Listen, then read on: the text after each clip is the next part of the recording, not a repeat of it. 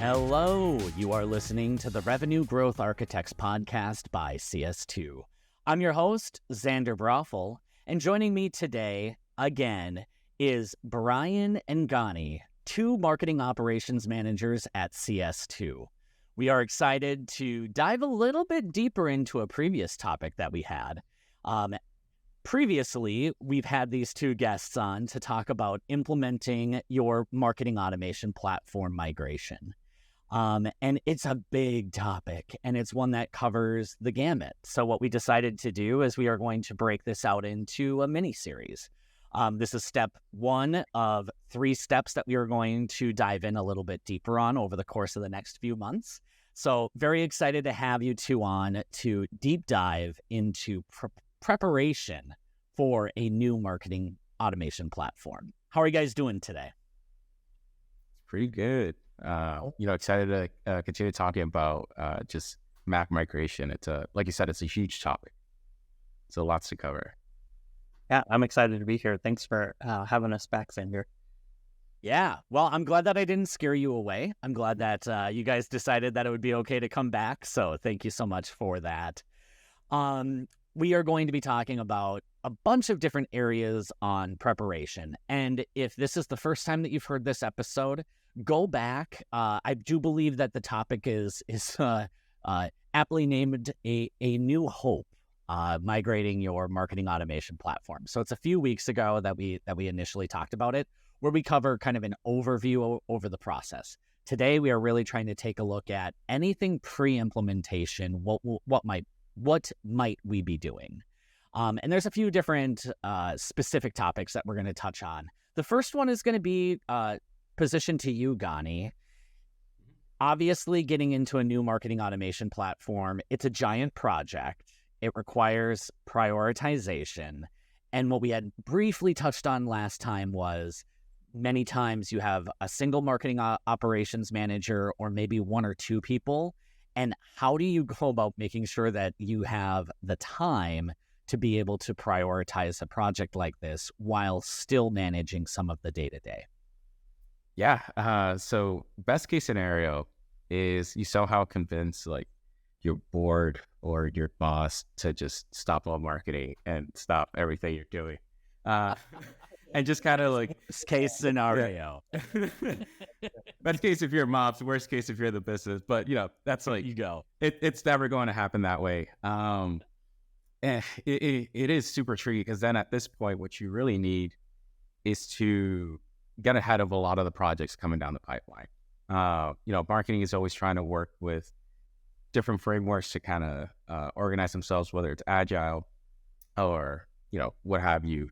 And the more you can get set up ahead of time and know which system is going to own which campaign at the time of launch, the better you'll be once like launch comes. For example, let's say you're moving from one map tool where it's just going to be it's still going to be sending out the emails. You still need your IP warming. So you'll be doing a lot of the massive email sends from there. But your new one, that's the one where you could trickle in some autoresponders, something for like registry, just so, again, to get that IP warming and get your email deliverability rate at a healthy level. But then at some point, again, things are always going to be moving. You're going to have, like, for example, for a webinar, you're going to have registrants coming in into one marketing automation platform, have to make sure that the other one or the new one should be able to read those leads. And there's a lot of coordination. But again, the best advice I can give is to get ahead of it, get your marketing team together, really talk through what's coming down the pipeline. And honestly, ask them for help where you can, whether it's an agency, a separate resource within the company. Just the more you can prepare, the better. Absolutely. Yes. Brian, any additional thoughts there? No, I think that's great. And if you have those resources to work with an agency, you're able to just move so much quicker. For example, your agency could be working on a certain set of programs or setting up, more the technical side while your team focuses on, let's say, templates and setting up the programs.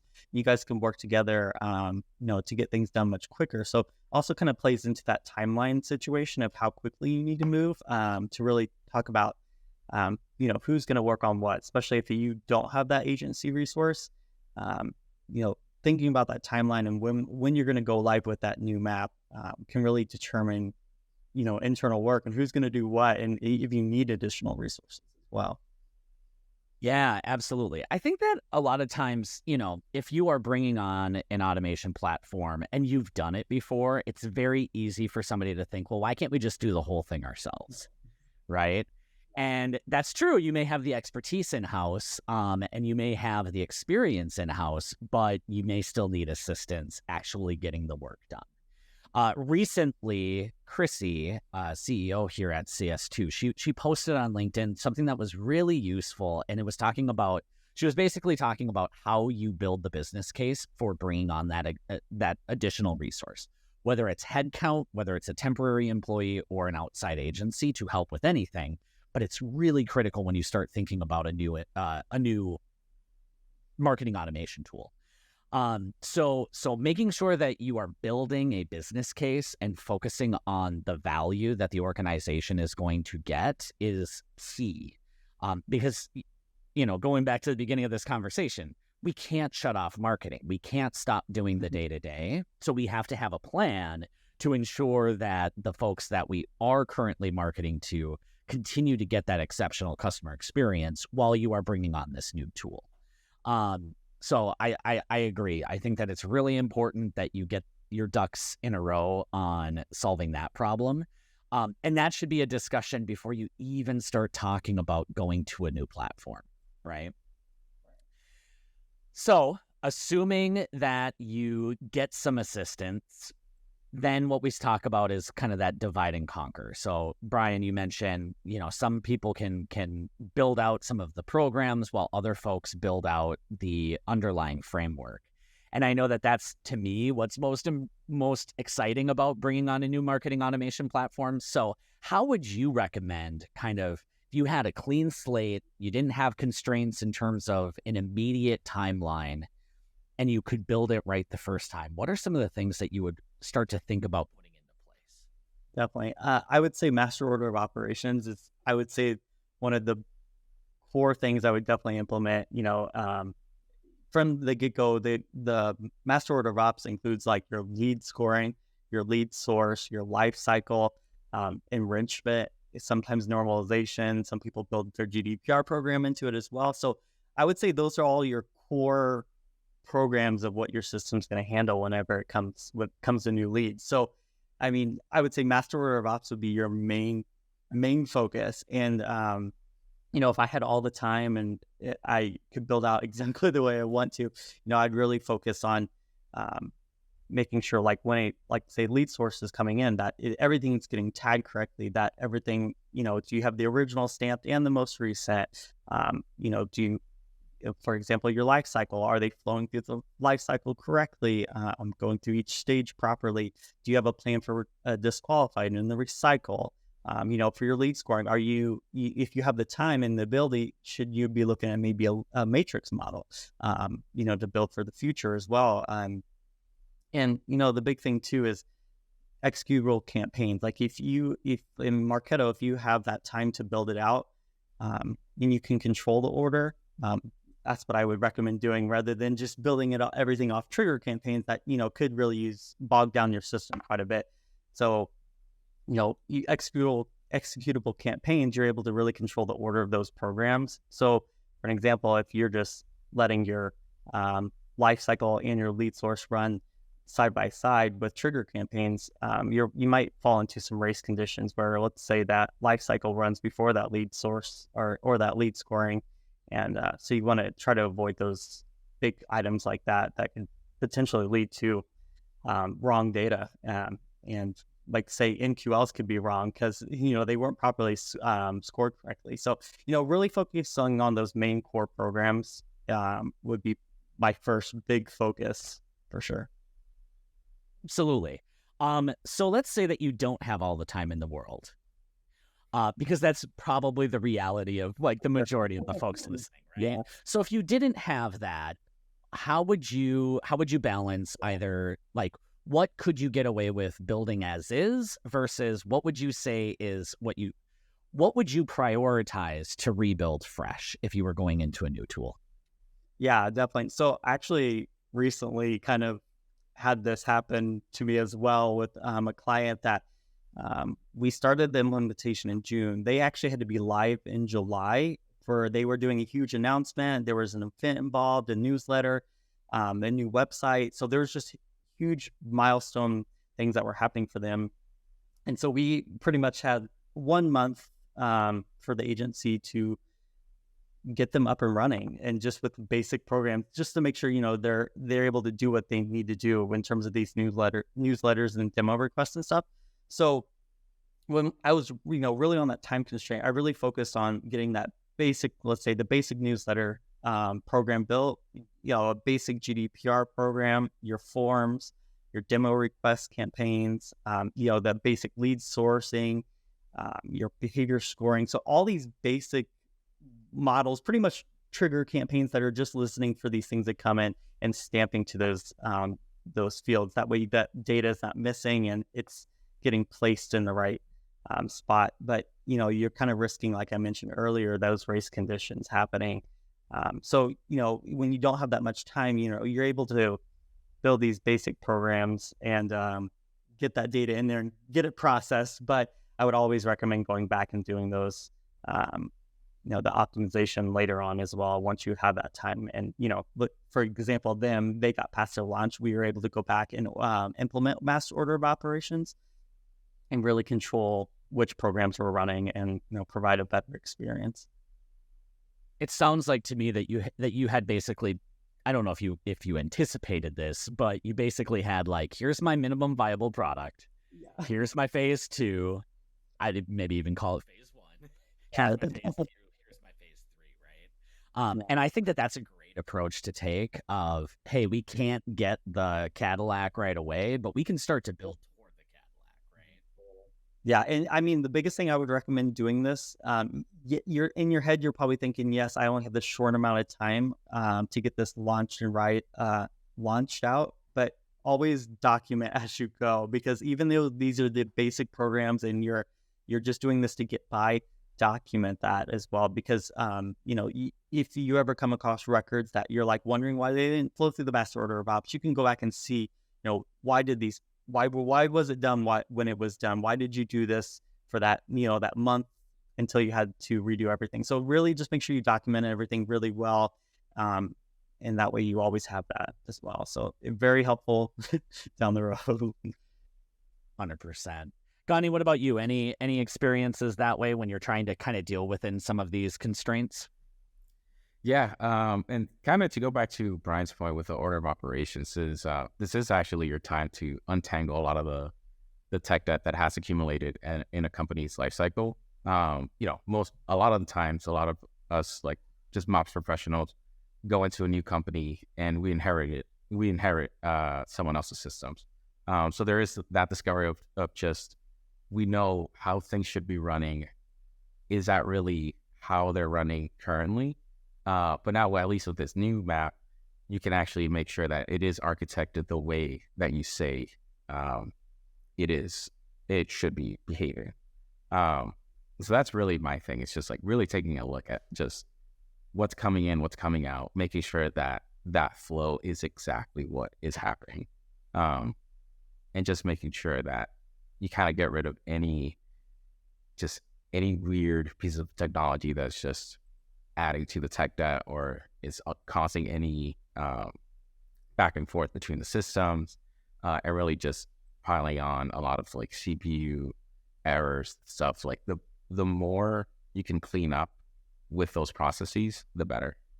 Yeah, absolutely. One thing that has come up recently in an experience is looking at the tech debt that you also have on your CRM side and just making sure that there may be stuff going on the CRM side that's actually contributing to issues that you're experiencing in your marketing automation platform, which might be persuading you to move to a different tool. So look at the full system and look at audit through all of that before necessarily making the call on a timing.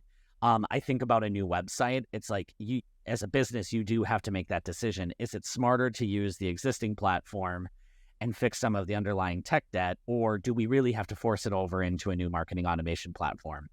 Because if you get to the new website and you can find a way to just easily update your forms and easily update that form code, like that's the real impetus of doing that work. And maybe it's smarter to just take that step back, look at the full setup, and then go into this with a strategic mindset as opposed to a reactive one. Last time that we spoke, we talked a lot about our implementation team, and I would just love to dive in a little bit deeper of really working within your marketing team, because oftentimes this is the team that's either going to be customers of the new marketing automation platform, or they may even be builders. So Gany, what do you think? What are things that you should be thinking about ahead of time as you are working internally with your marketing team? The first thing I would kind of think about is essentially just what's going to be the new intake process. Every map behaves differently. So is something just easier in the new map than it was before, or is it more complicated? And just kind of figuring out within the marketing team, like who is owning, building out programs, building out campaigns. Is email much easier to build out in one versus another? And just kind of, at the same time, just seeing where the team is in terms of a technology experience. Like, are they really tech savvy, or do they need a lot of hand holding? And that kind of helps to at least give you the information that you need to know, should I go into something where MOPS just is in charge of building out all these things, and the marketing owner essentially just make sure that they have all the information ready for the MOPS team? Or is it something that, again, should be decentralized and could be given to the owner, and they can kind of see the whole process from start to finish, and they really do own the campaign at that point? Yeah. Fantastic. What about you, Brian? Anything that you recommend kind of diving into with that marketing team? Yeah, definitely. So, I think one thing to know is probably most likely you guys are like splitting up the work. Let's say the director of marketing operations is going to focus on those core programs that I mentioned earlier.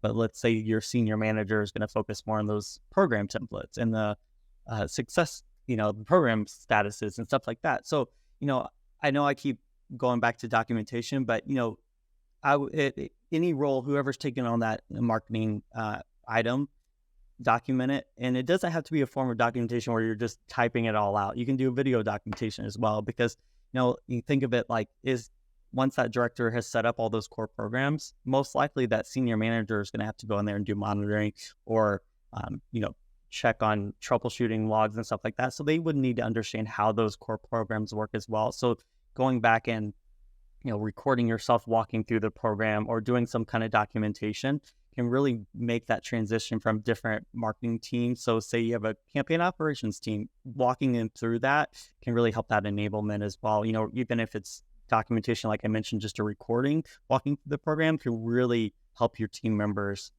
use that new map instance really quickly, and can probably get down to troubleshooting much faster as well. So, I keep going back to the documentation, but I think that that's the biggest thing. It really helps your enablement and can really speed up training across the board.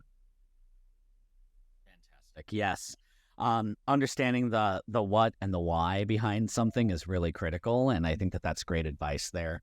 I know some of the stuff that we were talking about earlier, like there's a lot of change that goes into this process. So also making sure that you're bringing your marketing stakeholders along for the ride. Things that may change would be like scoring, list upload processes, webinar requests, or like landing page requests. Maybe you had it going through your actual website before, and maybe now you want to bring in and say utilize Marketo platform, or Marketo templates or HubSpot templates or anything like that. So if you're making changes to the process early on, you should be bringing along your marketing team and not waiting until it's already being implemented. Make sure that they're a part of that. So if you know what type of information you're going to need ahead of time, you're documenting that process change along with the system change. Excellent. So the last thing that we didn't really get to dive into very much, and it would be interesting to see kind of maybe your top 2 to 3 pieces of your existing automation platform that are key to audit and prepare for when moving to the next. So, Gany, I'll start with you. What is one thing that you would say audit first as you are prepping for this project? Speed to lead is huge. Like how any just migrations. Because the one thing you want to avoid is moving to a new platform and then things are just worse, whether it's just, it's slower or maybe it wasn't implemented correctly and now things aren't really running as they should.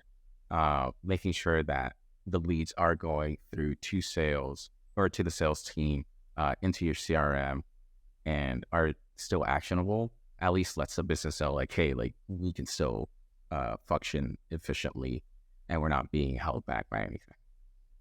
Yeah, that's great. I mean, if the team's expecting certain fields, I know that we've kind of run into this in the past where maybe we didn't understand how a field was being updated or what it was being used for. Had we spent maybe a little bit more time documenting and exploring, we would have included that in the first iteration of our program template instead of during QA. So really taking time to document like what needs to be done in order for the follow-up teams to execute is key. Brian, number 2, what would you prioritize next? I think I would definitely probably focus, I would say, more around scoring. If you have that previous program, you most likely have that scoring program built. Was it working? Were they scoring too high, scoring too low? Were you at a threshold? Is it the right time to also move into a matrix model as well? So I think that's a really powerful tool and can, of course, it could be triggering your MQLs or hand raisers. So I think it's a big part of your program that you want to make sure it's you can use and let it bring you the MQL. So I think that's a big part of that. You want to make sure that it's really working the way you should. And I would say audit, really looking at the activity log of, like, let's say your previous map system, look at that activity log and seeing if you have race conditions, like I kind of like Gany was mentioning as well, looking at the activity and what order it's happening. Like I mentioned, is your behavior scoring happening too soon? Is your demographic scoring happening before the enrichment even runs? So looking at how these things are happening can really matter as well. But I would definitely say scoring, because I think that's a really powerful, underutilized tool. Yeah, I would agree. One big caveat is if you are doing a large scoring change as a part of your marketing automation platform adjustment, the risk to that is if you start getting fewer MQLs, what is the business blaming? Is it blaming a new lead scoring model that we purposefully changed and expected fewer MQLs? Or are they going to blame a new marketing automation platform that you just rested your reputation on? So make sure that if you are in fact doing changes to the scoring model, which I think is a great time to do it, that we understand it may be because of the change of the model as opposed to something being broken in the system. So that might be something that you go, actually for a phase 2, we're gonna change how scoring's done. But in anticipation of that, we're gonna move to something that's more scalable, like an executable campaign or an ordered campaign. Something that I really like about having the new tool is if you can't go with the full rebuild, so to speak, and getting like a full master order of ops, maybe you can chunk it up. You can do like order of ops for demographic scoring. So at least when you're ready to do the full thing, it's just putting it into a new program as opposed to rebuilding it from scratch again. Yeah, great call out. Understanding how scoring works and communicating that effectively, I think is really important. Brian, anything else there?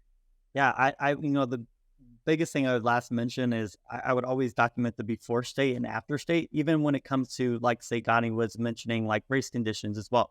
Mapping out the before state, even like if you're doing a like flow chart or anything like that, just mapping out what order things are currently happening in that map system, and then now what it's happening after you've implemented it in the new map system.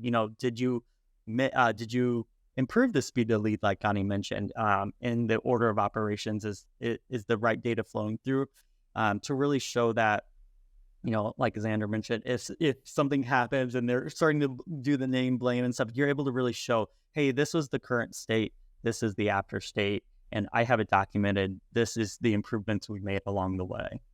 Yeah. And to add on to that too is that, migrating to a new map system is highly technical. If I were to put a number to it, I'm sure maybe like 80% of the business has no idea what the map tool even does. And just to like add to Brian's point, like the more that you document, the easier it is to tell the business and show the business like, hey, like we're doing this for strategic purposes, not just because we want a new shiny tool and our old one, wasn't working how we wanted, or, you're not used to XYZ map tool. Like these are strategic decisions. And it's like a good way to just almost manage up and let, execs know that, hey, like I am thinking strategically, like we are thinking about this the right way. We're doing this to scale, not just to spend money because we just got like a new seed funding or whatever. Great call out, Gany. We have a topic that's very similar to this of, should I get the new tool? And I think that it's really critical that you are thinking about it from a, like, what's the actual value that we're going to bring and the improvement that we're going to bring? Because if you just launch a new marketing automation platform and you have no substantial change, then why did we go about doing the project, right? Just ended up costing a lot. So that's great. I think that we are at Gany. What's number 3? What's something that you would try and focus your auditing on? The other thing would be just lifecycle. Whether it was managed before in the old system or if their CRM currently manages it through like a third-party tool, making sure that people are actually progressing through the lifecycle. Again, like MQLs, they could be the bread and butter for the marketing team. It could be just inbound requests, hand raisers. You want to make sure that sales is actually able to move someone from one end to the other of the life cycle, and just make sure that they're flowing through correctly. Because again, to your earlier point, it's just, if numbers are down, that needs to be explained by something other than, hey, we're in a new system. Like the system is just there to make sure that things work as they should. It's not the MQL driver. Agree with that. Brian, number 4. I would definitely say assets, especially when it comes to your email templates, your landing page templates, like say your global emails, global alerts, your global interesting moments. All that, really gives you a chance to audit those. Like, let's say your email template, is it working in dark mode? Is it working in mobile view? How's your deliverability in Gmail versus Outlook? So all these things like that, it really gives you a chance to audit these and see, where you might need developmental work on those templates as well, and really get those to working to the best ability. Yeah, definitely.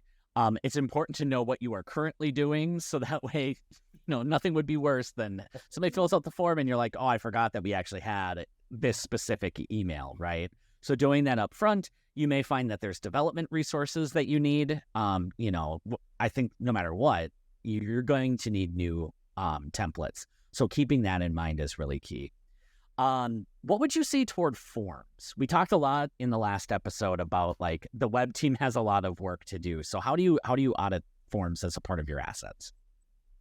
I would always say go with global forms. That makes life a lot easier. So I always like to say that from the point. But if you're an organization that used a lot of local forms, most likely if you had to make a change globally to all your forms, that's a lot of work. So really, best thing to do is go into your map and pull all your forms and really figure out what you're doing. Are you going to continue local forms, or should you move towards global forms? Think about it like this: if you are implementing a GDPR program and you're like, oh, we need to add country field to every single form in our system, did you, now do you have to go through every local form? Let's say you have 200 forms, you have to go one by one and add that country field, or do you have a global form strategy set up that you can just update the global form that maybe it's 20 of them to make life a lot easier as well? And then really looking at your current forms, do you guys have hidden fields on them? Is your UTM fields on them as well? And what do you have your opt-in checkboxes, stuff like this, to see what your current forms are actually requiring and what fields you are looking for? And if you want to do a current state and after state, what you want to bring over to the new system? Do you want to keep all those fields? What fields are you missing, and what would you like to capture as well? Yeah, that's great. And I think that, just the most basic but so important thing is, where are my forms on the website, and do they need to still be active? I think Gany and I, when we've worked on some projects, it's like, oh my goodness, you have 200 active forms right now. And then you look and you're like, but 28 of them are only the ones that need to be there. Let's do this as a cleanup. And we've been able to deprecate a lot of tech debt on the website, which I think a lot of folks may not necessarily keep in mind. So definitely working with your web team to identify where are all of our forms located. Sometimes that's harder than we wish that it would be, but it's really key there. So Especially when it comes to your console as well, if you have an individual form for every piece of content, that could be a lot of work. Yeah, absolutely. All right, you guys, we're coming up to the end of our time. I'd love to give both of you just a quick closing thought. So Gany, any closing thoughts for our audience today in the preparation phase of implementing a new tool? Pretty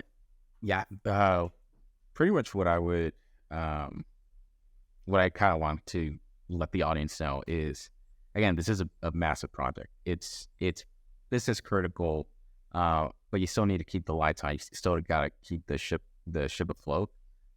So over communicate, talk with as many team members as possible, as many departments as possible. Let them know that this is coming, because you don't want, a highly critical department, or not critical department, highly needed department, to just see like, hey, we didn't know this was getting implemented.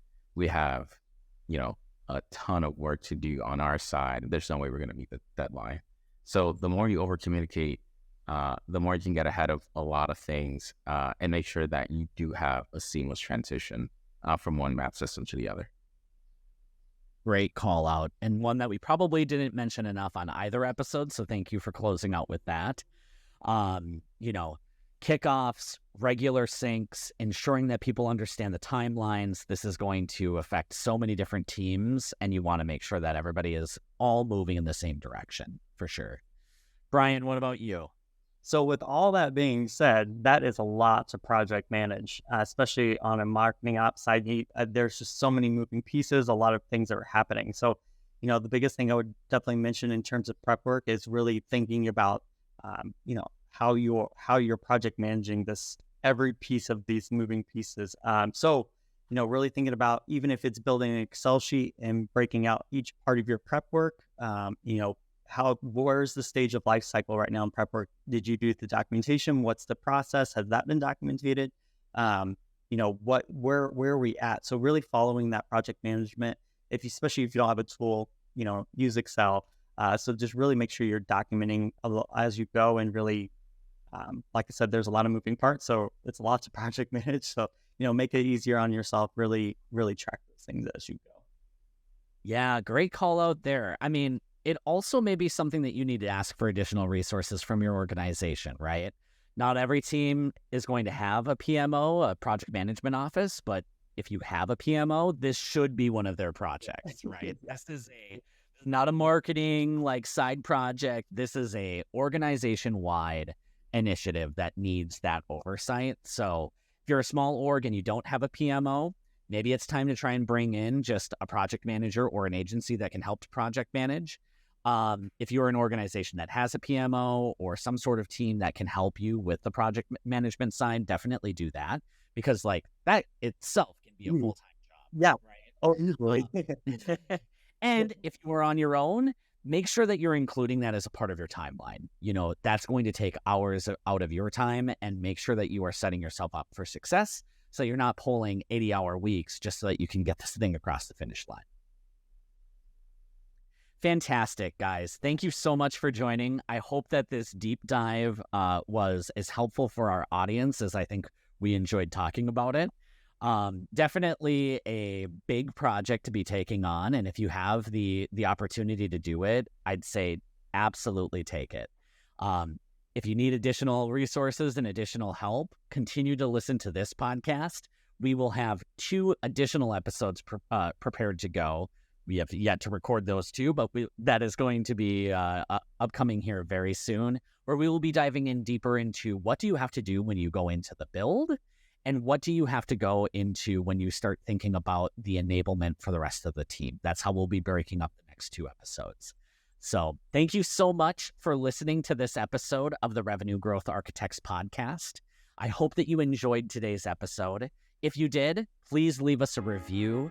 Those reviews help us get in front of more folks, so that way we can get this message out and ensure that more organizations are creating great marketing automation platforms.